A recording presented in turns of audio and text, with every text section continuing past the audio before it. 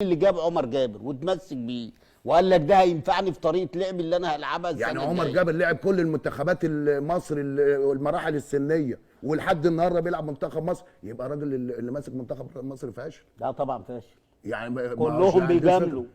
ما إيه؟ كنت عارف بيجاملوا ليه؟ ماشي وبيتاخد بناء على ايه؟ بيجاملوا يا ليه؟ جدع ده ما بيعملش اوفر يا جدع، بيلعب طيب منتخب مصر ايه ده؟ طب يبقى ما فيش، انت بتتفرج على كوره؟ ما فيش لجنه تقول له لا غلط. لا بيفهم كوره ازاي؟ ما فيش لجنه بتقول غلط يا كابتن معلش. انت عارف هو بيتاخد ليه؟ ما بتقولش لا وعارف بيلعب ليه؟ كابتن بس هي الفكره اختيارات. طب ما هطلعك من اختيارات فريرا، هو اللي مطلعك يا كابتن. دي مش اختيارات فريرا والله. عمر جابر قصدك يا كابتن؟ عمر جابر طبعا. ده امكانيات مختلفه. السنغال يا كابتن معلش مع احترامنا بعيد تماما عن الامكانيات اللي عندك. ما يلعبش، هو لعب. هو ده اللي عندك. مين الباك رايت معاك يا عم؟ ما كان في عمر كمال عبد الواحد اللي كان مكسر الدنيا في البطوله العربيه. طيب. على الاقل بيعرف يمسك كوره، بيعرف يرقص سريع. طيب. قوي، بيعرف يجيب جون، بيعرف يعمل جون. هو مش اصلا مش باك رايت. ماشي، اتوظف فيها زي اكرم. هو اكرم باك رايت. طيب انا مش دي نقطه الخلاف بيننا وبين بعض. يلف يقول لك يا ابني ما فيش صفقه. الكلام اللي انا قلته ما هو ده ما فيش صفقه جت في نادي الزمالك الا الراجل ده اشر عليها. طيب يعني هو ما قراش يا كابتن هو محتاج ايه؟ ليه؟ لانه شرط عليهم لا لعيب يمشي الا بكلامي او بموافقتي، واللعيب اللي هيجي بموافقتي. فكله اترعب وخاف، عشان لو حد جاب له حد هو مش موافق عليه هيقول لك سلام عليكم. يبقى في الحاله دي مين اللي اتصدر لجمهور الزمالك؟ هيبقى رئيس مجلس الاداره ورئيس النادي والمشرف العام. فالناس سابته. انت عايز ده ماشي، انت واصر على عمر جابر. ما قراش هو كابتن هو محتاج ايه؟ ما قراش هو.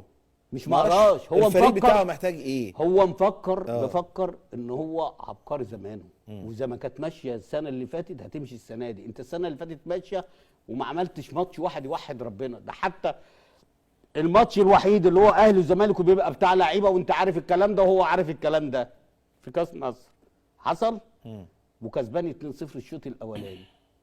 فاكرين الماتش ده كويس؟ تمام. مفروض لما يجي يشد حد وينزل حد يقف على الكرة ويلاعب الفرقه كوره. قام جاي شد الجزيري ونزل اوباما. ايه اللي حصل الشوط الثاني؟ النادي الاهلي فاق وسلخ وضيع وجاب جون وكان هيتعادل. صح؟ تمام. ما دي بصمته. لما هو بيحط بصمته جماهير الزمالك حتى نفسها اتكلمت في الوقت وهو طلع ساعتها قال لك ايه؟ انا غلطان. حصل؟ مظبوط. فاكر المؤتمر طيب ماتش سيراميكا السنه اللي فاتت كسبان 3-0 الشوط الاولاني والامور خلاص خلصت. الشوط الثاني قام جاي مطلع الاثنين، امام عاشور ورؤى، الاثنين اللي بيلعبوا في القلب، ونزل ساعتها اسلام جابر ومش فاكر مين. الاثنين بيلعبوا يعني واحد ناحيه الراس. بس خلي بالك كان عنده مين بقى بيخلص له قدامه؟ نرجع بقى للحته يابا ما كانوا كسبانين 3. طيب يبقى هو بيهاجم كويس يا كابتن بزيزو وبن شرقي. كان عنده لعيبه عندها حلول وبتخلص يابا لما عمل التغيير. فلما بيلعب في الحته دي مش فارقه اي حد يلعب. ده كان بيلعب بمحمد عبد الغني ديفندر يا كابتن. ايوه عشان كل ايوه يعني كان بيلعب باي حد. ما انا بقول كل السنه دي الاهلي حلو. السنه دي بيلعب النادي الاهلي بالظبط ب 25% وفارق 11 بونت. هل ده النادي الاهلي؟